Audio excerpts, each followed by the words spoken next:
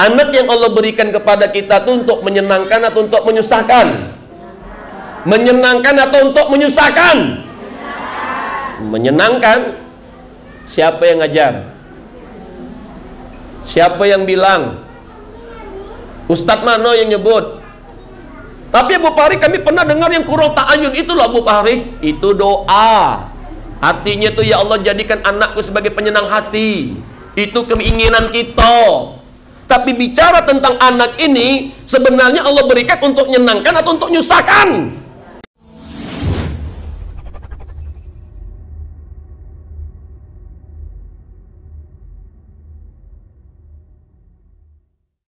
Maha suci Allah yang telah menciptakan manusia berpasang-pasangan, khususnya ibunda dan ayanda yang hadir hari ini.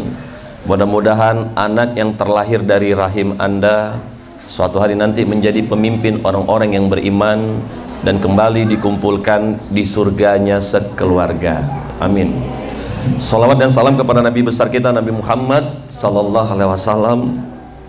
Tidak semua seorang istri merasakan kebahagiaan ketika berada di samping suaminya, karena memang tidak ada manusia yang sempurna. Manusia memiliki keterbatasan akan sikap dan kata-kata. Siapapun di antara Anda yang merasakan ada ujian datang dari seorang suami, mudah-mudahan suatu hari nanti suamilah menjadi jalan untuk Anda menjadi ahli surga. Amin. Apa kabar semuanya hari ini?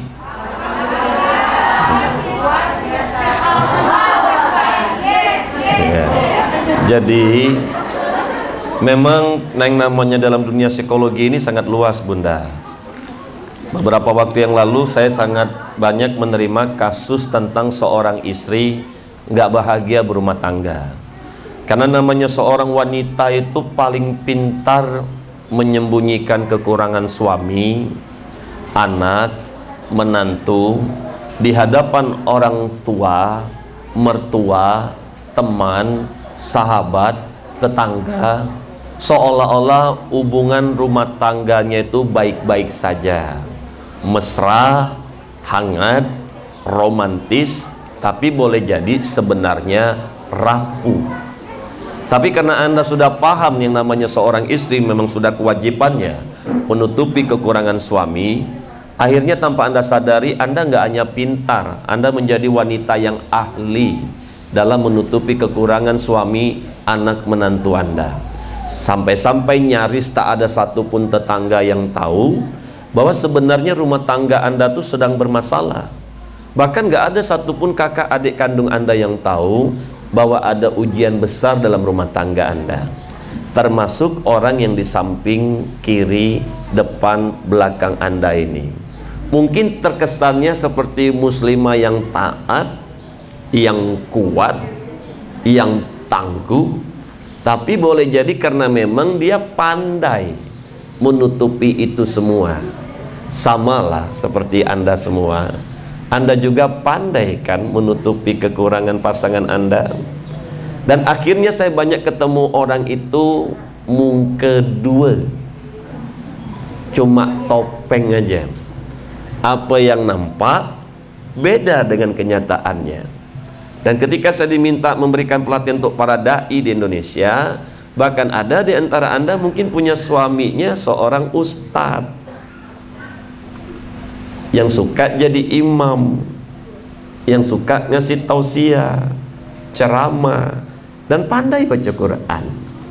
Tapi mengenai siapa suami Anda sebenarnya, saya yakin Anda tuh lebih tahu. Betulkah suami Anda tuh sama seperti yang dinilai orang-orang di luar sana? Karena subuh-subuh dia udah ke masjid, berjamaah, tepat waktu. Tapi mengenai siapa beliau sebenarnya, Anda sebagai seorang istri pasti lebih tahu. Apakah betul suami Anda tuh adalah seorang laki-laki yang lemah lembut dengan istri dan anaknya di rumah? Betulkah suami Anda tuh tak pernah marah-marah, bentak-bentak, teriak-teriak anak istri di rumah? Betulkah suami Anda tuh adalah seorang pemimpin yang punya waktu untuk mendidik anak istri di rumah? Betulkah suami Anda itu adalah orang yang bisa menjadi contoh panutan bagi keluarga besar di rumah? Mengenai itu Anda lebih tahu. Dan kalau seandainya bicara tentang wafatnya Rasulullah, sampai orang ingin tahu betul nggak Rasulullah itu aslinya seperti itu, maka caranya sahabat menanyakan kepada istrinya, "Hai Aisyah, bagaimanakah akhlak suamimu?" Maka Aisyah berkata, "Akhlak suamiku Al-Quran." Ditanya pada anaknya, ditanya pada menantunya, ditanya pada cucunya, ditanya pada sahabatnya, ditanya kepada tetangganya, bagaimanakah akhlaknya? Al-Quran. Yang saya ingin tanyakan kepada ibu bapak semua adalah, seandainya suatu hari Anda ditanya oleh seseorang tentang suami Anda, bagaimanakah akhlak suamimu? Bisakah Anda berkata, akhlak suamiku Al-Quran? Atau Anda nggak bisa jawab itu? Karena mengenai siapa aslinya, Anda yang lebih tahu. Begitu pula sebaliknya. Kalau ditanya kepada seorang suami tentang Anda, bagaimanakah akhlak istrimu? Bisakah suami Anda berkata, akhlak suamiku Al-Quran, akhlak istriku Al-Quran? Bisa nggak suami Anda berkata seperti itu? Atau jangan-jangan suami Anda nggak bisa berkata seperti itu? Karena yang mengenai tahu siapa sebenarnya aslinya Anda di rumah, suami Anda tuh lebih tahu, anak-anak Anda tuh lebih tahu. Betulkah Anda seorang ibu yang pandai mendidik anak? Betulkah Anda seorang ibu yang mendidik anak tak pernah bentak-bentak, teriak-teriak, cubit-cubit, pukul-pukul di rumah? Betulkah Anda seorang ibu yang punya waktu mendidik anak di rumah? Betulkah Anda seorang istri yang lemah lembut berbicara dengan suami di rumah? Betulkah Anda pandai mengurus rumah tangga di rumah? Mengenai siapa Anda sebenarnya seorang istri, saya yakin suami Anda, anak Anda lebih tahu siapa Anda. Atau jangan-jangan di rumah Anda adalah seorang istri yang suka meninggikan suara di hadapan suami, yang juga berani mulai bentak-bentak suami, yang boleh jadi Anda juga merendahkan suami karena merasa gaji mungkin lebih besar, penghasilan mungkin lebih besar, jadi Anda merasa tidak bisa ditekan, tidak bisa diancam. Kalaupun aku mau kuusir Bapak Oni bisa, karena sertifikat rumah ini atas nama aku. Saya tidak tahu, tapi suami Anda, istri Anda lebih tahu siapa Anda. Betulkah Anda pandai melayaninya? Oleh karena itu ibunda dan ayanda semua, akhirnya saya banyak menemukan ibu-ibu rajin ke majelis taklim, pulang dari majelis taklim marah-marah sama suami, marah-marah sama anak. Dan saya tidak ingin ketika bertemu saya hari ini Anda juga seperti itu. Aneh ya, ada ibu-ibu rajin sholat berjamaah, tapi udah sholat masih gemarah-marah. Ada seorang ibu rajin puasa Senin Kamis, bahkan Ramadan gak pernah tinggal, selesai puasa masih juga marah-marah. Aneh ya, ada seorang ibu ketika mendengar anaknya menangis, terpancing emosi, marah-marah. Aneh ya, ada orang yang sudah belajar ilmu agama kemana-mana, pulang dari belajar ilmu agama masih juga marah-marah. Saya senang dengan suara anak ketika menangis. Dan Anda sebagai seorang ibu juga pernah menghadapi hal yang serupa. Tiba-tiba dalam majelis ilmu, pergi arisan, pergi ke rumah orang, anak menangis. Memang kenapa kalau anak menangis? Biasa aja. Aku takut orang terganggu, Bi. Anda aja yang seharusnya paham, ngapain harus terganggu? Iya, kita ini lagi belajar ilmu agama, anak kok nangis lagi. Biasa aja. Dan ini latihan buat kita. Makanya saya mengizinkan setiap ibu membawa anaknya dalam majelis ilmu saya. Kenapa? Karena tangisan anak nggak ada yang salah. Yang salah tuh Anda. Ketika anak nangis malah marah-marah. Dan biasanya kalau saya sudah berdiri, anak-anak yang nangis pada tiduran dia di sini. Anak-anak yang keliaran pada tiduran di sini. Sementara suara saya makin kenceng tuh. Tapi mereka mendengar suara saya teriak-teriak, Pak, malah tidur, nyenyak dia. Kenapa? Karena dia merasakan nada tingginya nggak ada rasa emosinya.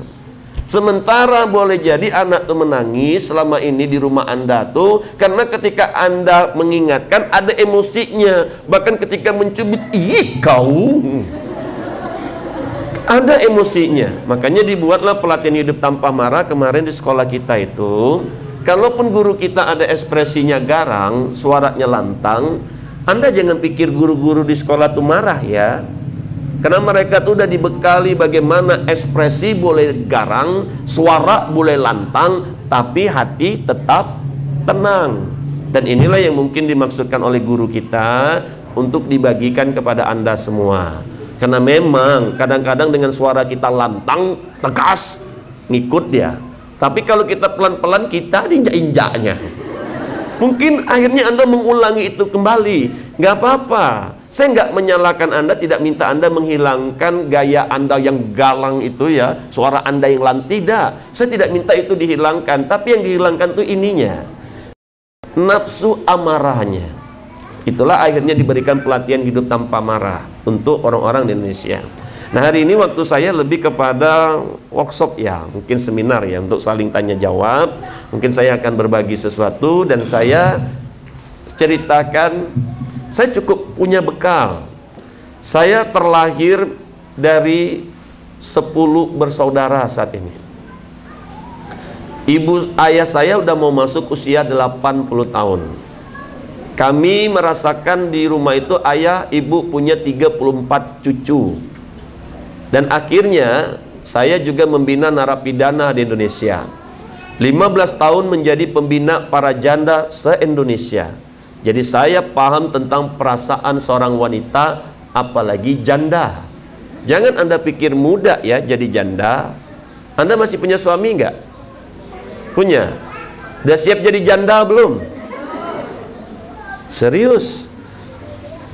Istri masih ada? Udah siap jadi duda belum?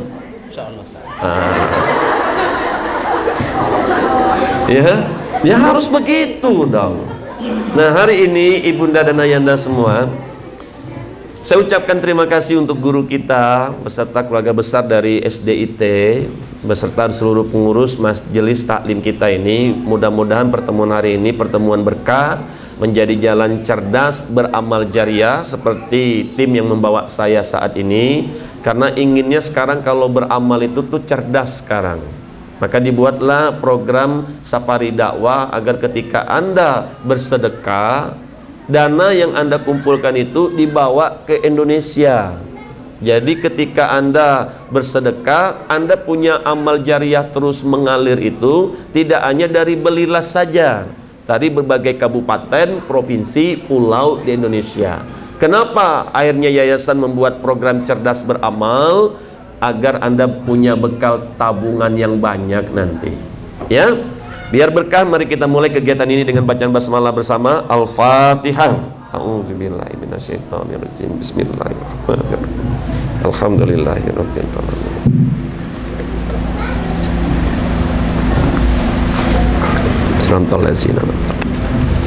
Amin ya Allah.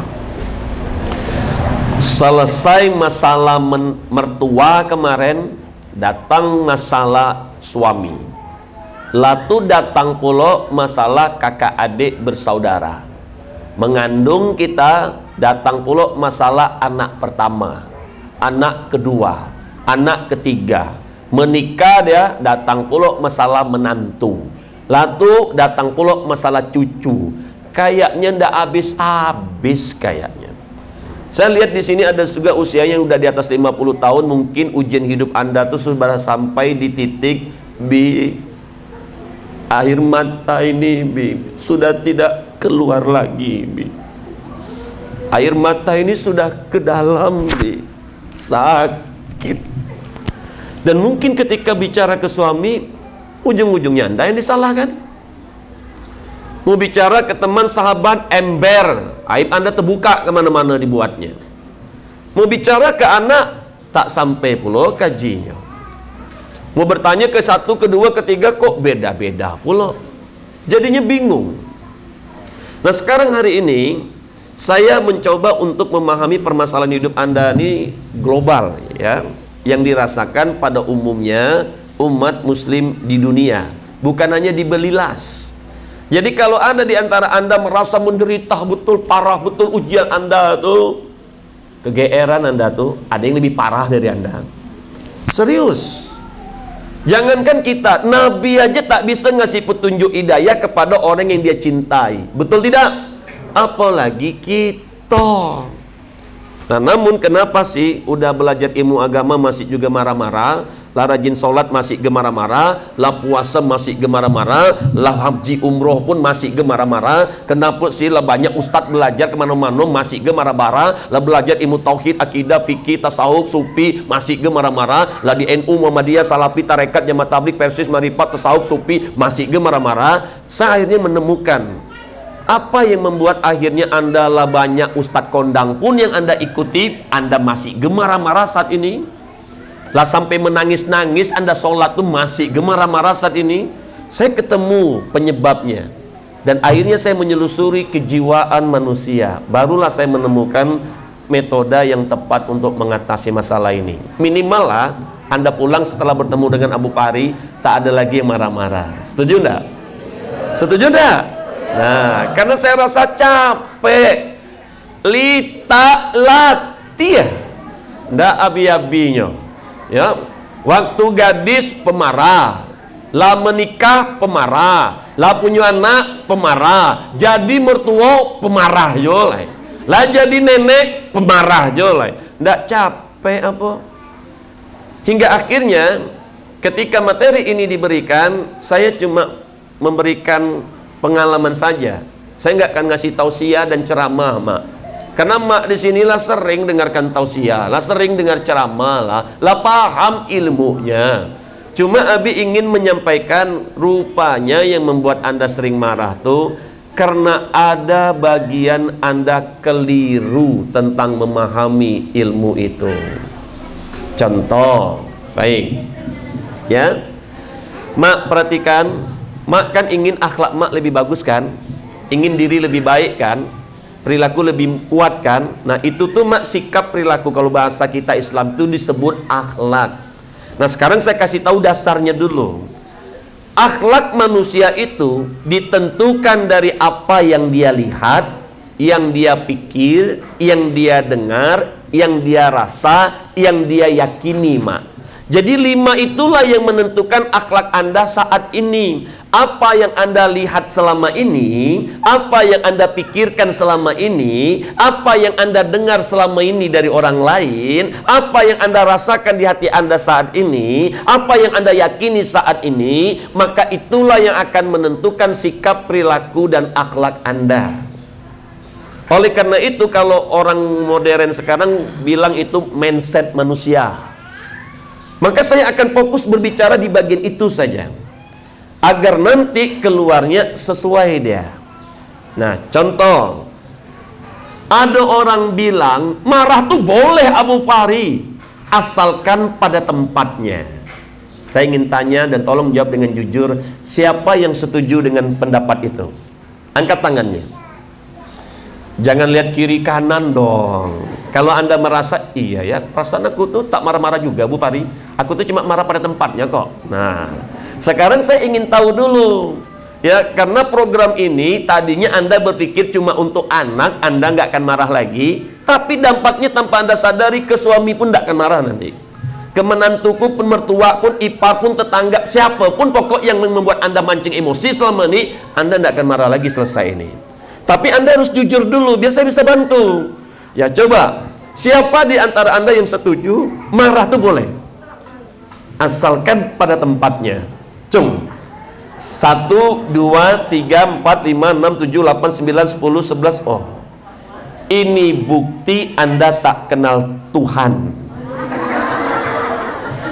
Nah, ini parah kan ya? Aku pikir Abi cuma bilang tuh kau, makanya kau tak tahu ilmunya. Dibilangnya aku tak kenal Tuhan, parah betul aku nih berarti. Memang parah. Saya buktikan, ya, saya buktikan, Mak. Dan tadi sengaja saya tunjuk, Mak, tuh, untuk mancing emosi, Mak. Karena orang tuh kan tak suka ditunjuk-tunjuk, betul enggak? Nah, makanya nanti aku tunjuk-tunjuk lagi. Nanti aku bentak-bentak, aku teriak-teriak. Kenapa? Karena Anda biar terlatih di masjid ini.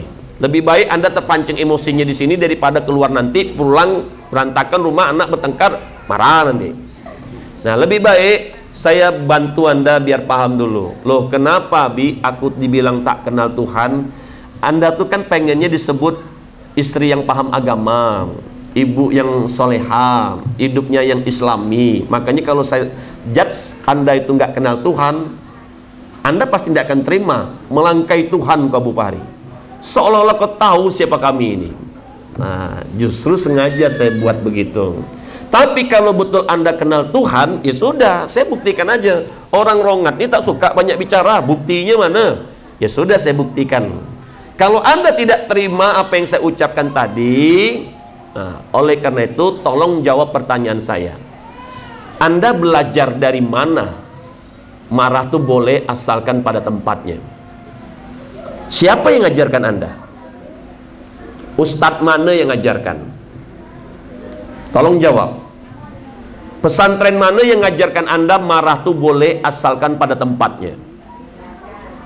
Jawab. Tak ada katanya. Lalu kenapa Anda meyakini selama ini marah tuh boleh asalkan pada tempatnya? Nah, apa pernah Anda mendengarkan Allah berfirman dalam Al-Quran, wahai hambaku, sesungguhnya marah itu boleh asalkan pada tempatnya? Ada tidak? Ada tidak? Nah, itu yang kusebut tak kenal Tuhan. Allah tak ada ngajarkan, Anda sendiri aja yang buat-buat tuh selama ini. Ya, aku pernah dengar, tak aku aja, ada orang lain bilang begitu. Orang lain. Yang ku maksud di sini yang ngajarkan orang lain tuh siapa? Pas ditanya, iya aku dengar juga kok dari orang lain. Orang lain. Nah, sementara kita ini kan hidup ada agama, kan? Ada aturan. Maka pakai dong agama itu. Atau mungkin ada di antara Anda pernah mendengar Rasulullah sebelum meninggal dunia, beliau berkata, umatku, umati, sesungguhnya marah itu boleh asalkan pada tempatnya. Ada enggak? Ada enggak? Nah, Allah tak ada ngajarkan, Nabi tak ada ngajarkan.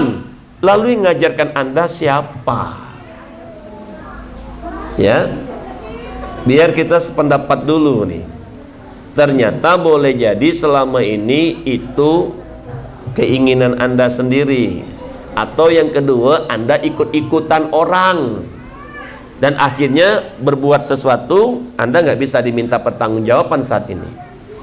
Nah, hingga akhirnya, kalau betul Anda kenal Tuhan, ya tolong dong, jangan lagi pakai prinsip itu. Marah tuh boleh asalkan pada tempatnya. Alasan Anda tuh nanti adanya macam-macam tuh. Alasan Anda seperti apa? Abu Fahri, boleh Abu Fahri. Rasulullah saja sampai memerah wajahnya ketika itu. Nah, mungkin ada yang pernah dengar ilmu ini. Rasulullah tuh sampai memerah wajahnya. Saya paham ilmu itu, Bu.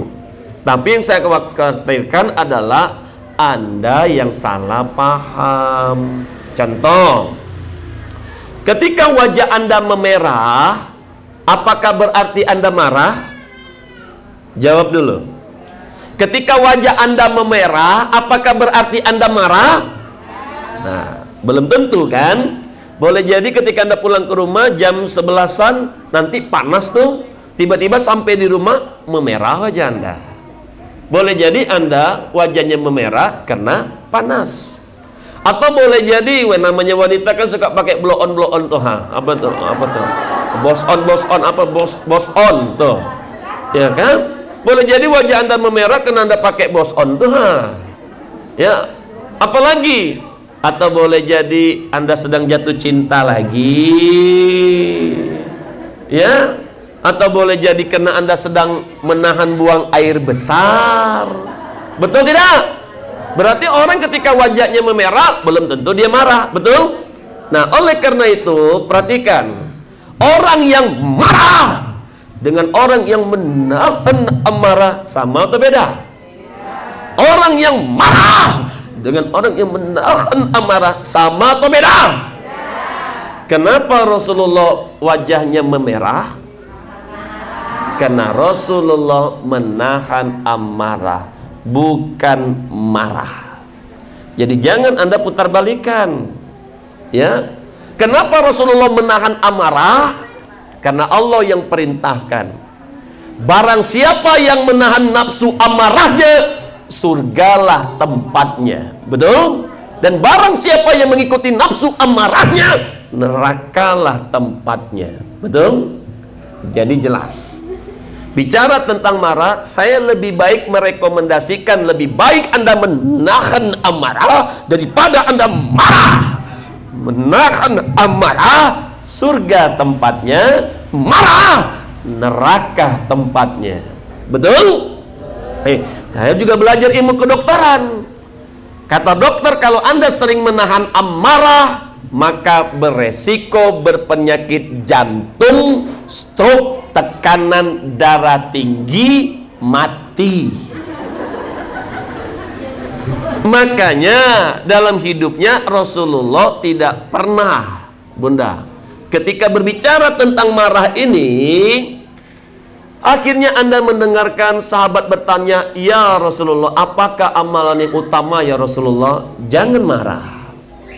Apakah amalan? Jangan marah. Apakah amalan yang utama? Jangan marah. Orang hebat, orang kuat itu bukan orang yang menang dalam bergulat, tapi orang yang mampu menahan nafsu amarahnya. Jadi kalau betul ibu bapak ini hebat, jangan marah. Setuju tidak? Setuju tidak? Tar dulu Abu Pari. Ternyata kesalahan pemahaman Anda yang kedua adalah tentang sabar itu ada batasnya. Ada di antara Anda yang menganut paham ini?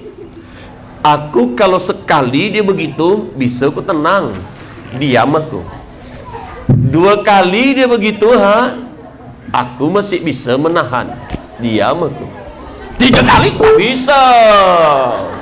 Ya, aku tak mau diinjak-injak. Aku kalau kau baik aku. Jadi jangan kau sekali-sekali kau. Nah, saya mau tanya, ini dari mana Anda belajar ilmu ini?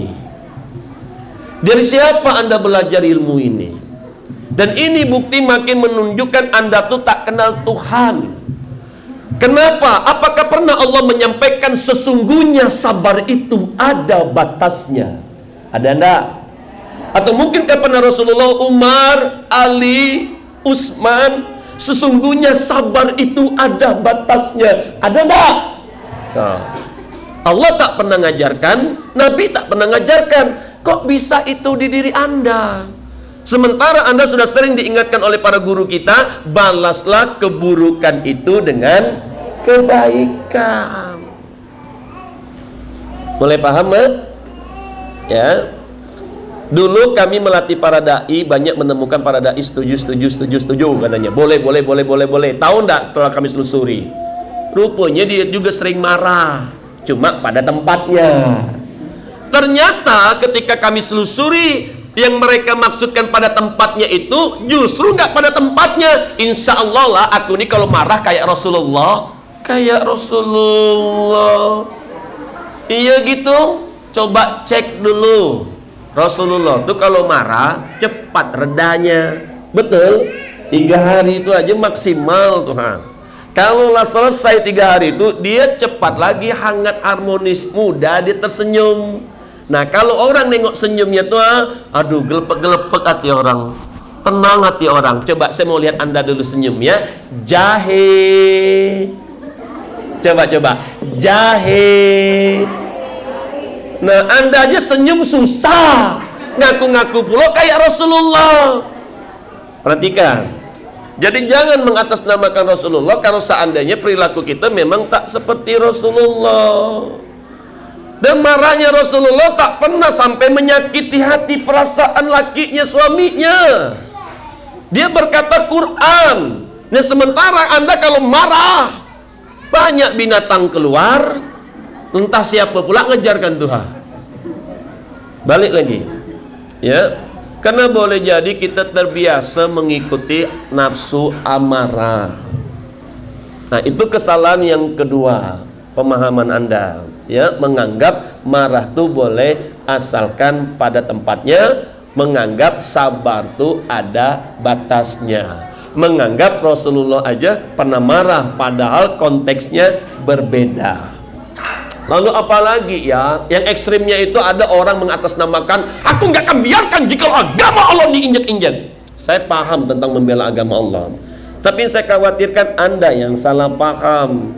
Cerita tentang Ali ketika berperang di medan perang, ketika diangkatnya pedang yang besar itu, dia akan tebas batang lehernya. Ternyata tiba-tiba musuhnya malah meludah, musuhnya malah menantang, hai Ali, bunuh saja aku. Tapi apa yang terjadi?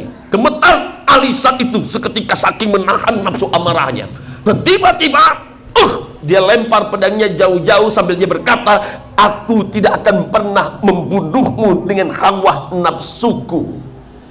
Ternyata jangankan berkelahi adik-beradik lah, ejek saling mengejek lah, sindir saling menyindir, ini tentang membunuh. Bahkan di dalam berperang pun dalam Islam, ketika mereka menusuk, mereka membelah, mereka menikam, mereka membunuh, ternyata nafsu ini tak main.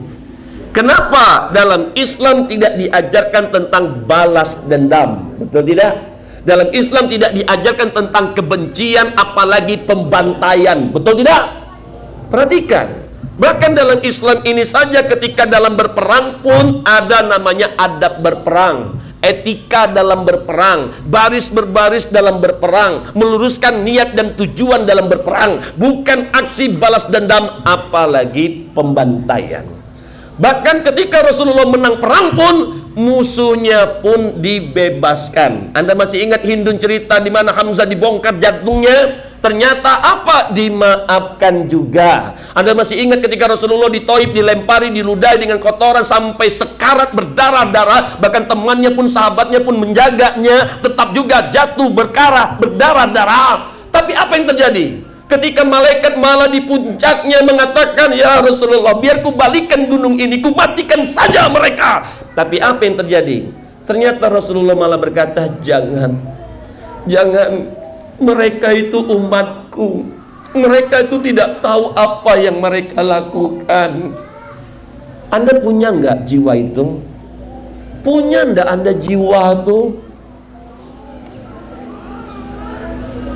Dan lebih ironis lagi saat ini, saya melihat penelitian, meneliti saya ya ketika bertemu para dai, dan di zaman Rasulullah, beliau bisa membuat orang-orang kafir non-muslim akhirnya berbondong-bondong masuk Islam. Betul tidak? Tapi sekarang ini di negeri kita udah Islam dimusuhin. Cuma gara-gara beda golongan, cuma gara-gara beda partai, cuma gara-gara beda guru. Ini tak nyambung. Coba Anda sinkronkan perilaku ini dengan perilaku Rasulullah. Nyambung enggak? Rasulullah mampu membuat orang-orang kafir non-muslim berbondong-bondong masuk Islam. Sekarang kita udah Islam dimusuhin. Ini tak nyambung nih. Makanya tolong Anda perhatikan baik-baik, di mana Anda punya ruhnya seperti Rasulullah. Kalau seandainya Anda tuh mudah betul memusuhi orang, merasa diri lebih baik pula dari orang. Anda tahu enggak sih, merasa diri lebih baik itu sifat aslinya siapa? Sifat aslinya Adam dan Hawa kah? Atau sifat aslinya iblis? Jadi kalau ada di antara ibu bapak di sini merasa dirinya lebih baik, berarti Anda punya sifat iblis. Memang bagus sih belajar ilmu agama tinggi, tapi merendahkan orang lain itu bermasalah. Bagus sih kita sholat tahajud nggak pernah tinggal, tapi merendahkan orang lain itu bermasalah. Kita di dunia pendidikan ini juga hati-hati loh. Kadang-kadang ilmu kita yang makin tinggi ini Pak, malah membuat kita merendahkan orang. Seharusnya makin tinggi ilmu kita tuh makin baik digunakan. Betul? Bukan malah untuk membandingkan diri kita dengan diri kau. Belum tinggi gaji kau, tak seberapa kau. Kau baca Quran kau aja masih salah-salah. Bagus aku yang jadi imamnya lagi. Perhatikan, Anda dikasih kelebihan sesuatu oleh Allah, itu bagus, alhamdulillah, disyukuri. Tapi jangan Anda gunakan untuk merasa diri lebih baik dari orang, apalagi merendahkan orang. Betul tidak? Nah sekarang ibunda, saya cek dulu bab di sini dulu. Saat ini Anda tidak diantara Anda merasa diri Anda tuh paling pintar saat ini? Jujur, merasa paling soleha, merasa paling cantik, merasa suaminya paling kaya.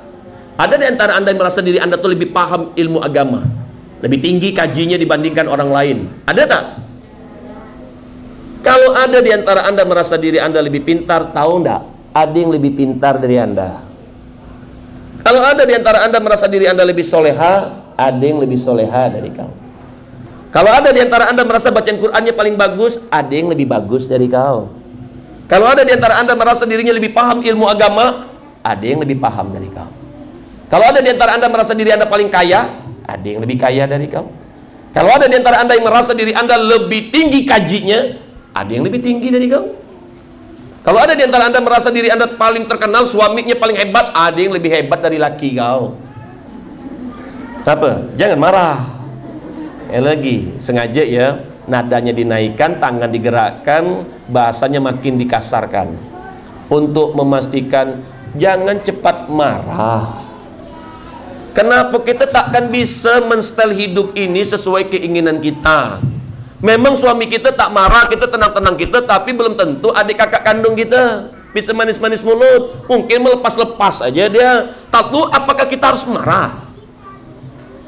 Dan inilah yang membuat akhirnya kami menemukan yang keempat, kesalahan yang terjadi selama ini tentang anak. Ayo ya, ini kesalahpahaman tentang anak. Anak yang Allah berikan kepada kita itu untuk menyenangkan atau untuk menyusahkan? Menyenangkan atau untuk menyusahkan? Menyenangkan. Siapa yang ngajar? Siapa yang bilang? Ustadz mana yang nyebut? Tapi Abu Fahri kami pernah dengar yang kurang ta'ayun. Itulah Abu Fahri, itu doa.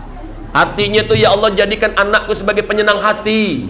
Itu keinginan kita. Tapi bicara tentang anak ini, sebenarnya Allah berikan untuk menyenangkan atau untuk menyusahkan? Ternyata di dalam Al-Quran tidak ada satupun ayat yang menjelaskan anak untuk menyenangkan. Makanya saya katakan lagi, kan makin nampak tak kenal Tuhannya. Apa pernah Anda mendengarkan Allah berfirman, wahai hambaku, sesungguhnya anak yang kuberikan untuk menyenangkan? Ada enggak? Ada enggak? Apakah pernah Rasulullah menyampaikan Umar, Utsman, Abu Bakar, sesungguhnya anak yang kuberikan untuk menyenangkan? Ada enggak? Enggak ada kan? Nah lalu Anda kok bisa nyimpan itu dari mana? Ya wajar dong Abu Fahri, aku ingin anak untuk menyenangkan. 9 bulan aku mengandungnya Abu Fahri. Makan tak enak, tidur tak nyenyak Abu Fahri. Berjalan pun tak normal. Ketika melahirkannya mempertaruhkan nyawa Abu Fahri. Ya kalau normal sesar 14 juta. Lahir dia ku belikan pempesnya, belikan popoknya. Ku TK-kan, ku SD-kan, SMP-kan, SMA-kan, kuliahkan dia. Ku nikahkan dia, bahkan ku kasih modal dia. Wajar aku ingin anak untuk menyenang. Ini bukan masalah wajar atau tidak wajar ya. Masalahnya siapa yang ngajarin Anda anak untuk menyenangkan? Kenapa? Karena yang Anda inginkan ini berlawanan dengan apa yang ada dalam Quran. Rupanya di dalam Quran itu Allah menyampaikan anak tuh ujian, anak tuh cobaan. Di antara ada yang jadi musuh, di antara ada yang menyiksa, di antara ada yang mengazab. Nah, kok tiba-tiba Anda inginnya beda? Allah pengennya jadi ujian, cobaan, jadi musuh, ada yang nyiksa, ada yang azab. Anda pengennya menyenangkan. Berarti kan tidak sinkron nih. Dan dampaknya apa? Pasti dampaknya kepada banyaknya orang tua yang akhirnya kecewa. Tapi permasalahannya Anda ini kecewa dengan siapa? Kalau kecewa dengan suami mungkin. Anda tahu enggak yang mengisi Quran itu dari siapa? Jadi kalau Anda menolak itu sebenarnya Anda menolak siapa? Anda melawan siapa? Perhatikan mak, ini fakta.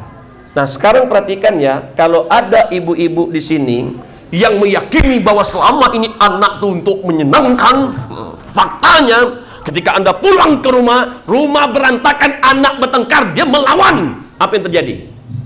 Marah Anda. Karena itu psikologis mak. Karena keinginan Anda seperti ini, harapan Anda kan seperti itu. Ternyata beda, akhirnya marah. Tapi bayangkan dengan ibu-ibu yang setelah bertemu dengan Abu Fahri, akhirnya ternyata dalam pikirannya, pendengarannya, keyakinannya selama ini lah sesuai dengan Quran. Anak itu ujian, anak itu cobaan. Di antara ada yang jadi musuh, ada yang menyiksa, ada yang mengazab. Ketika pulang ke rumah, rumah berantakan, anak bertengkar. Apa yang terjadi? Ya memang begitu kata Allah. Gimana lagi? Memang Allah bilang anak itu ujian, cobaan. Di antara ada yang jadi musuh dan menyiksa, mengazab kita. Emang begitu? Ya terimalah. Jadi titik ilmu menerima tuh di sini dia. Disinilah dia. Tapi Abu Fahri, kenapa kami selama itu begitu ya Abu Fahri? Karena kami ini takut Abu Fahri diminta pertanggungjawabannya sama Allah Abu Fahri. Kami itu takut. Betul mak. Memang apa yang Anda lakukan dengan anak itu akan diminta pertanggungjawabannya. Tapi ini bagi orang tua yang seperti apa?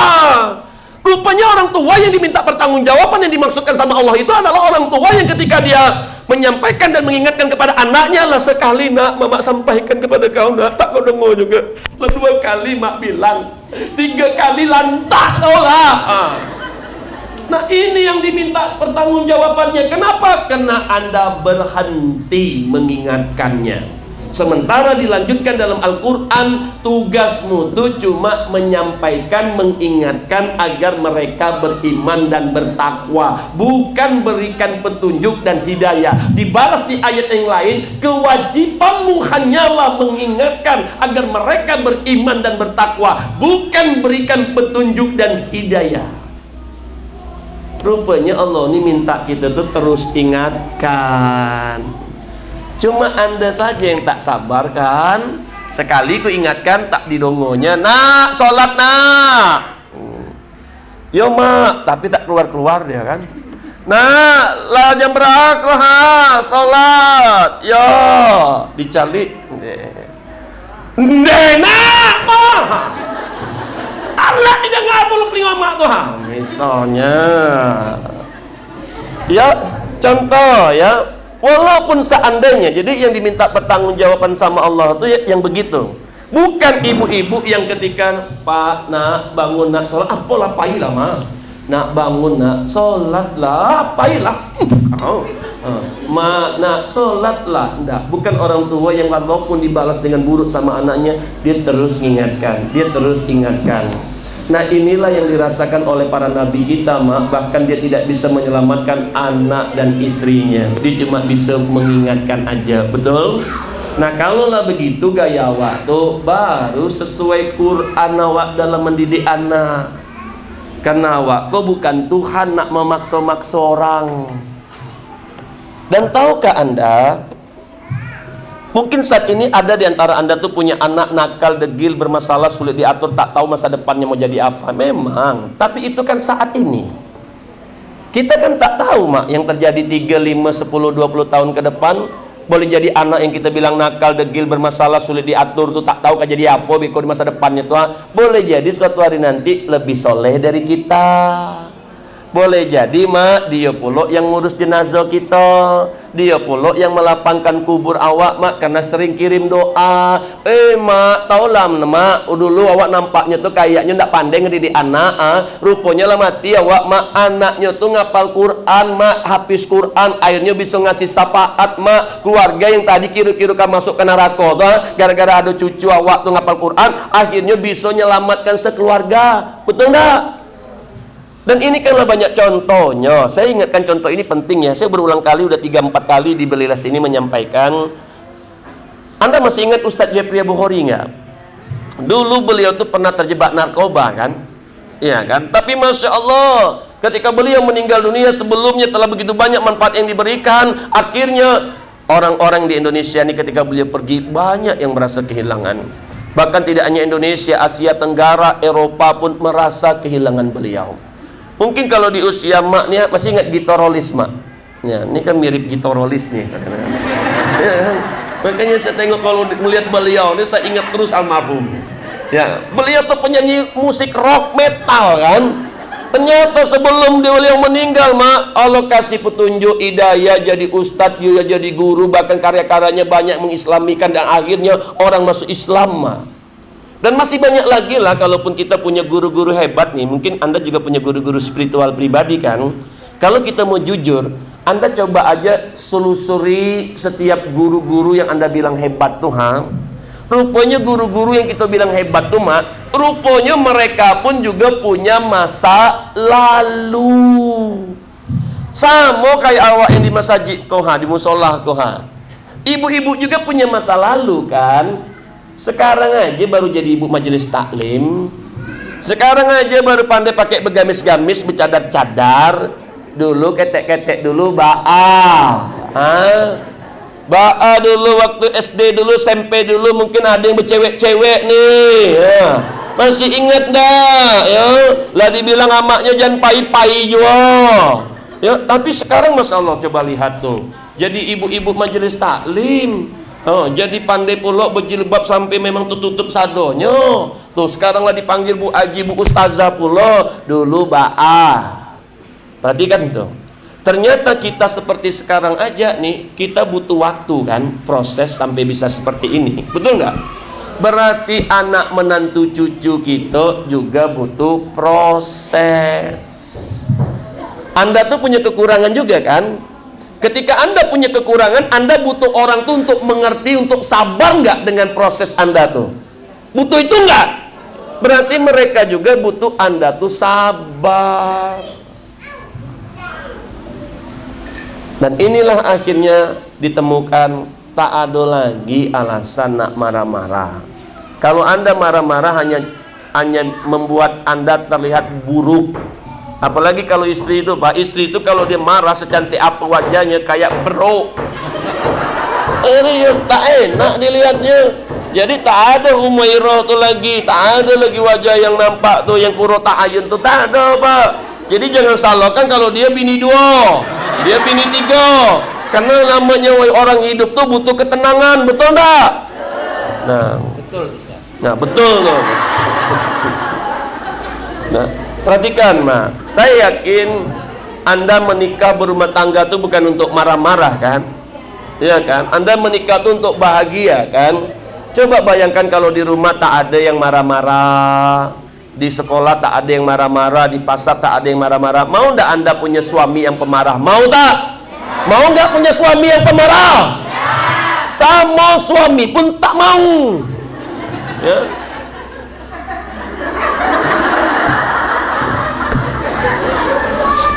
Ada istri, Pak? Ada. Mana istrinya? Yang pertama, yang kedua. Yang pertama, yang kedua mana ya? Sakit, Pak. Ya, sekarang ya, menurut Bapak, istri Bapak tuh bahagia nggak punya suami kayak Bapak? Hah? Mudah-mudahan. Mudah-mudahan. Ragu nampaknya. Iya, Bapak pula ragu. Ada nggak istrinya di sini? Mana istrinya? Mana istrinya? Hah? Abi nak nanya, bahagia ndak punya laki macam ini? Hah? Jangan manggu-anggu ya. Yang tadi itu ya, harapan Nabi ya kalau Anda memang bahagia, ya memang bahagia, bukan bahagiain. Akhirnya jadi topeng dan Anda ke menderita sendiri, dilema. Kenapa? Aku yang merasa, Bi. Aku yang merasa punya laki kayak dia nih, Bi. Tapi ketika ketemu orang datang ke rumah, baik-baik aja. Hati itu, awas kok nanti kau. Ya, jadi perhatikan. Anda harus set ulang.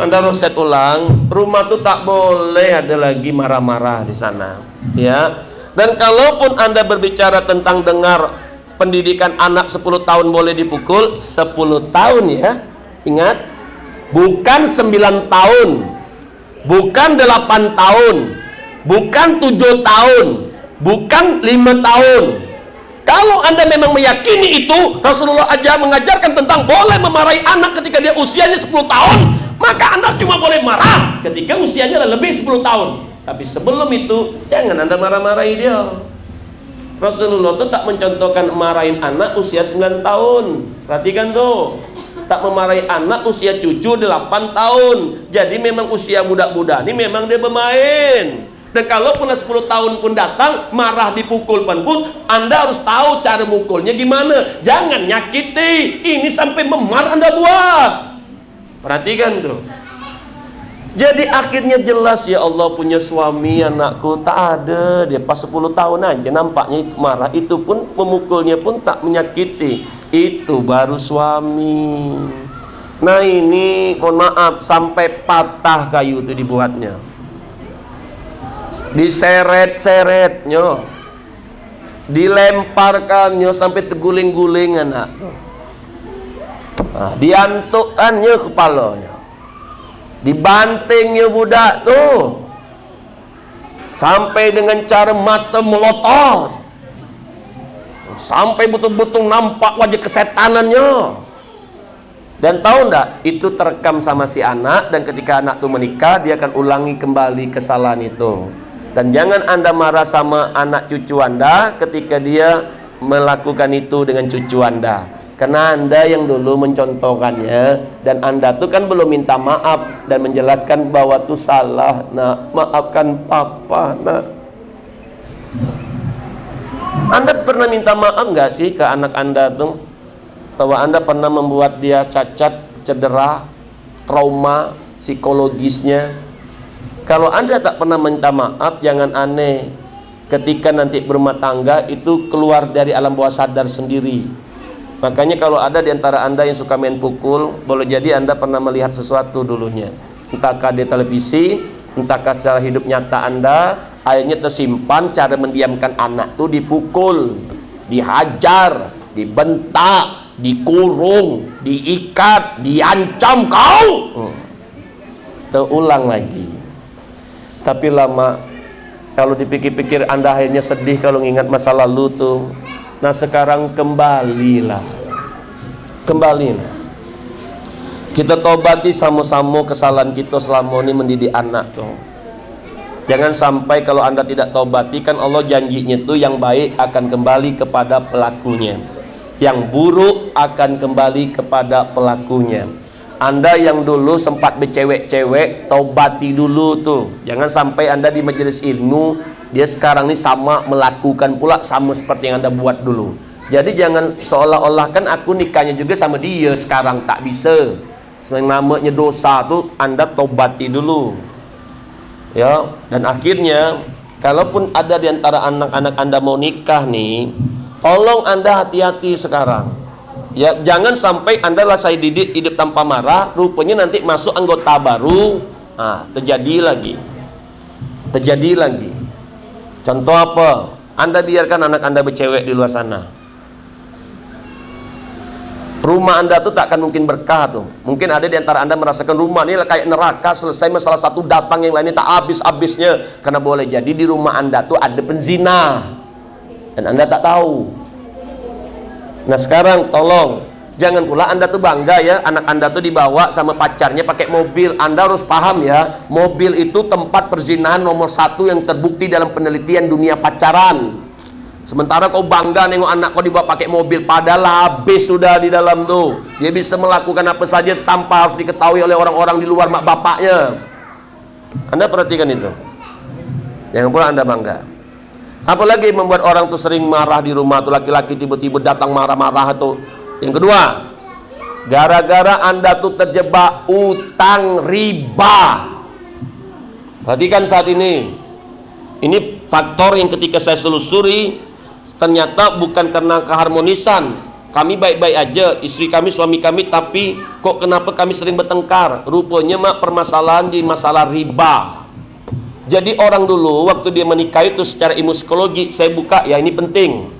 Secara ilmu psikologinya ketika seorang menikah, maka ada bawaan pertama tuh pengen lepas dari orang tua, pengen pisah dari orang tua. Kenapa? Karena tak enak apa kata orang, kau lam kawin masih genumpang sama orang tua. Dia tak enak sama adik kakak kandungnya kakak, ini lah menikah masih juga nyusahkan orang tua. Akhirnya tekanan psikologi itu membuat orang-orang pengen pisah dari orang tua. Dan ia pengen punya rumah sendiri. Tapi ketika ia ingin punya rumah sendiri, tak ada uang cash rupanya. Yang ada apa? Tuh, pinjaman, diajukan, kredit, ngutang ke bank berbunga. Bahkan ada yang 10 tahun, 15 tahun, 25 tahun. Dia 25 tahun. Saya tak harus bahas lagi tentang bahwa dosa riba itu sama dengan seperti menzinai ibu kandung lagi kan? Anda lah paham ini. Ternyata bayangkan, yang kedua gara-gara kenapa orang tuh nak ngutang riba tuh karena nak banyak gaya. Dia nak tunjukkan ke adik kakak kandungnya tuh bahwa kita ini adik beradik, kakaknya yang lebih nampak suksesnya dibandingkan kalian, aku lebih cepat dari kalian. Karena dia nak bangga-banggakan ke kawannya itu. Seangkatan SMA kemarin, di antara kita seangkatan kemarin, aku tuh yang lebih sukses di antara yang lainnya. Banyak gaya. Karena nak ditengokkan ke orang tuh setelah aku menikah tuh lakiku kayo. Akhirnya terjebak utang riba. Dan tahukah Anda, setelah mereka punya rumah dari riba, bawaannya apa lagi yang kedua? Yang namanya rumah, kalau dapat tuh bawanya pengen ngisi rumah. Ternyata tak punya uang cash nak beli isi rumah. Tak enak kata orang datang nanti, kau tak punya apa-apa. Nampak betul lakiku miskin. Akhirnya Anda punya dorongan psikologi, ya gimana ya, tak punya uang cash, kalau minjam ke adik nanti ngitung-ngitungnya, ungkit-ungkitnya sakit hati aku. Biarlah aku pergi ke bank, terjebak lagi, riba lagi. Nah akhirnya apa? Punya kulkas riba, punya tempat tidur riba, punya mobil riba. Karena kalau orang udah menikah berumah tangga tuh punya rumah, bawaannya pengen cepat punya mobil. Biar apa? Asa kurang abdol kalau seandainya rumah ada, mobil tak ada. Akhirnya tak punya uang cash. Dan akhirnya apa? Kredit lagi, bunga lagi ke bank. Nah. Tapi belum selesai kalau orang kena penyakit ini. Karena belum selesai, akhirnya setelah punya mobil, apa yang terjadi? Tiba-tiba istrinya mengandung, punya anak. Ya, ketika mau melahirkan ada tempat pilihan, yang satu tempatnya murah, yang satu tempatnya mahal. Tapi karena nak gaya, tak punya duit cash, sesar pula lagi 15 juta. Dia pergi bawa istrinya ke rumah sakit mewah. Kenapa? Biar orang tahu level kau ini sekarang lah menengah ke atas. Psikologi. Lalu apalagi setelah anaknya lahir, anaknya butuh sekolah. Sekolah ini ada pilihan, ada yang biasa, ada yang mewah. Tak mungkinlah punya rumah godang, ada mobil, sekolah anak di tempat yang miskin. Akhirnya bawaannya nyekolahkan anak di tempat yang mewah. Tak punya uang cash, ngutang lagi, riba lagi, gesek lagi. Ternyata anak ini mau nikah. Sebelumnya mau kuliah. Yang satu kuliah S1 di Padang, yang satu di Pekanbaru. Tak punya uang cash. Malu kan kalau terdengar orang, anak kau kenapa tak kuliah? Tak ada duitnya. Kenapa? Mobilnya ada, rumah ada, masa tak ada duit? Akhirnya gesek lagi, kartu kredit lagi. Anak pertama kemarin kan nikahnya pestanya besar. Tak mungkin lah anak kedua ini tak dipestakan. Nanti sedih pula, dia kecewa dia nanti. Apa kata orang? Akhirnya apa? Gesek lagi, ngutang lagi, riba lagi. Rupanya setelah anak nih mau nikah, dia mengalami kondisi itu, rupanya anaknya juga pengen punya rumah sendiri. Orang bilang kalau tinggal dengan mertua tuh banyak rusahnya, banyak salah pahamnya. Pengenlah si istri ini pengen punya rumah sendiri. Akhirnya tak punya duit cash, ngutang lagi, kredit lagi, riba lagi. Terjadi di anak kedua, terjadi di anak ketiga, terjadi di menantu, terjadi di cucu.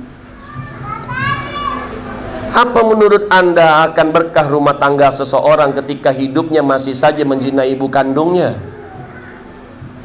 Bahkan ada orang tua dia pula yang menawarkan, nak, Inilah pakai aja lah ijazah mama nih, sertifikat rumah nih, nah ndak apa-apa lah, pinjam aja uang lah ke bank tuh, kredit di sana. Karena si mamanya nih juga tak siap kalau orang tahu anaknya hidupnya susah. Aku kan hidupnya selama ini dikenal orang berada. Ya udahlah, aku modali aja lah anakku biar terlihat aku dan anakku orang sukses.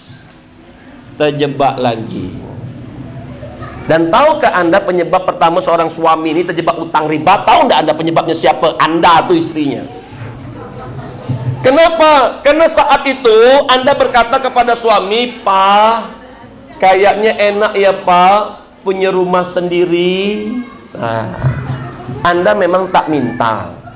Tapi kami ini para suami, bawaan psikologi dasar suami itu kalau Anda ngomong aja, suami itu ingin memenuhi kebahagiaan Anda. Dan akhirnya dia ingin berikan surprise, ya, ingin berikan hadiah. Tiba-tiba, "Ma, ini kunci rumah." Oh. Dari mana uangnya? Nggak usah lah pikirkan. Tapi setelah dia punya, akhirnya suami pulang ke rumah sering marah-marah karena dia mikirin bagaimana bayar uang tuh per bulan. Gaji per bulan setelah dipotong sisanya cuma segini, tak cukup rupanya. Akhirnya dia ekstra kerja kan, cari kerja tambahan, rupanya badan lebih capek rupanya. Pulang kok tak paham, aku nih kan seperti ini di luar ini kan untuk kau, seharusnya kau tuh ngerti, seharusnya kau tuh paham, apa lagi yang kurang aku untuk kau dia. Akhirnya dia menuntut itu. Dia lah berjuang, lah berkorban, tapi ini balasan yang kau berikan untuk aku. Akhirnya mikirlah bini dua.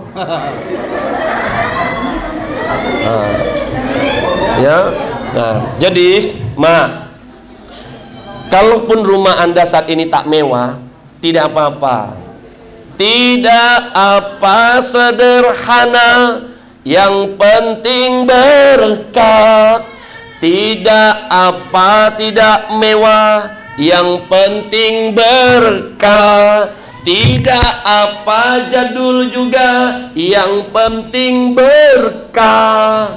Yang penting Allah tuh bareng kita, Mak. Ya. Alhamdulillah tuh. Semakin menangis dia semakin senang kita. Karena aku ini paling senang kalau anak tuh nakal, degil, bermasalah, sulit diatur, makin senang aku. Kenapa? Karena aku ini sehat jiwanya, Mak. Jadi maksud Abi, kami tak sehat jiwanya, memang tak sehat. Saya ngomong seperti ini tuh maaf, karena Allah juga yang mendidik kita, Allah juga yang mengajarkan kita. Jadi Allah sampaikan ke Abi begini, maaf. Barang siapa yang menahan nafsu amarahnya, maka surgalah tempatnya. Betul. Faktanya di rumah tuh yang paling sering mancing emosi kita siapa? Jadi ketika anak mancing emosi kita, sebenarnya itu posisi menguntungkan atau merugikan? Kalau Anda menganggap itu menguntungkan, ekspresinya gimana? Alhamdulillah, bukan marah. Jadi kalau reaksi Anda malah marah, inilah yang disebut mengalami gangguan jiwa. Rupanya marah itu salah satu bentuk gangguan jiwa.